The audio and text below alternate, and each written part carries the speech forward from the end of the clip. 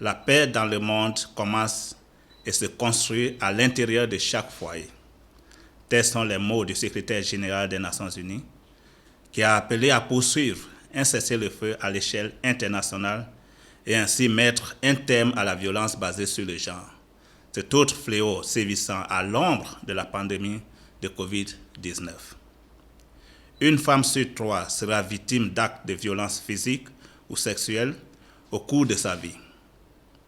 Alors que les pays adoptent des mesures de confinement et que les tensions au sein des ménages s'accentuent, la violence basée sur le genre s'intensifie et les services de santé sexuelle et reproductive sont relégués au second plan par des systèmes de santé qui peinent à faire face à la crise occasionnée par la pandémie de Covid-19.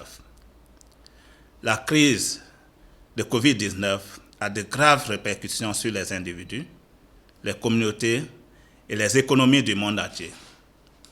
Mais tout le monde n'est pas touché de la même manière et comme nous le constatons souvent, ce sont les femmes et les filles qui tendent à souffrir le plus. La COVID-19 aura certainement une incidence sur les efforts internationaux mis en œuvre pour atteindre les 3 zéros d'ici 2030 et qui sont au cœur de notre travail à UNFPA. 0 besoin non satisfait en planification familiale, 0 décès maternel évitable et 0 cas de violence basée sur le genre ou pratiques néfastes à l'égard des femmes et des filles. À titre d'exemple, UNFPA estime que la pandémie devrait réduire d'au moins un tiers les progrès internationaux menés pour mettre un terme à la violence basée sur le genre au cours de cette décennie. Par ailleurs, si la mobilité continue d'être restreinte pour encore au moins 6 mois, avec les perturbations considérables que cela implique sur les systèmes de santé, plus de 47 millions de femmes vivant dans les pays à revenus faibles ou revenus intermédiaires risquent de se voir privées de contraceptifs modernes. Une pénurie qui risque de donner lieu à 7 millions de grossesses non désirées. À l'occasion de la Journée mondiale de la population, nous aimerons attirer l'attention sur les vulnérabilités et les besoins des femmes et des filles lors de la crise de la COVID-19 et sur la nécessité absolue de protéger la santé et les droits sexuels et reproductifs, tout en éradiquant cet autre fléau moins visible qu'est la violence basée sur le genre, surtout en cette période particulièrement difficile.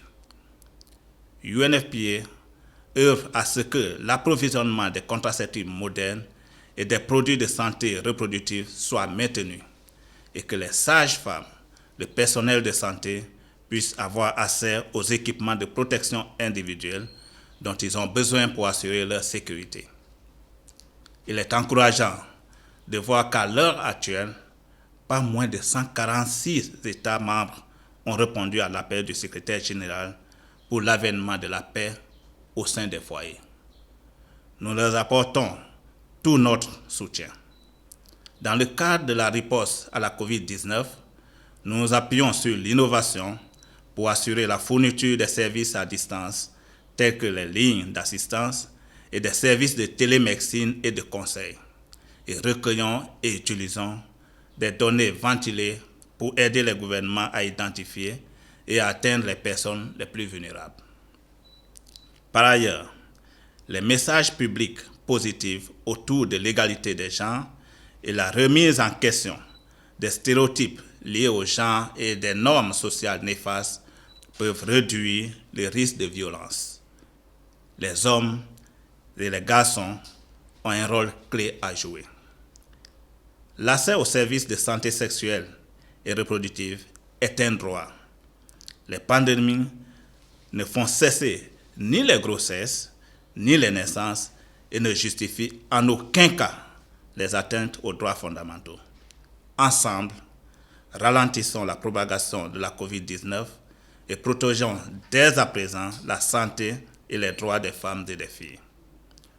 Aucun pays ni aucune organisation n'a le pouvoir d'agir seul.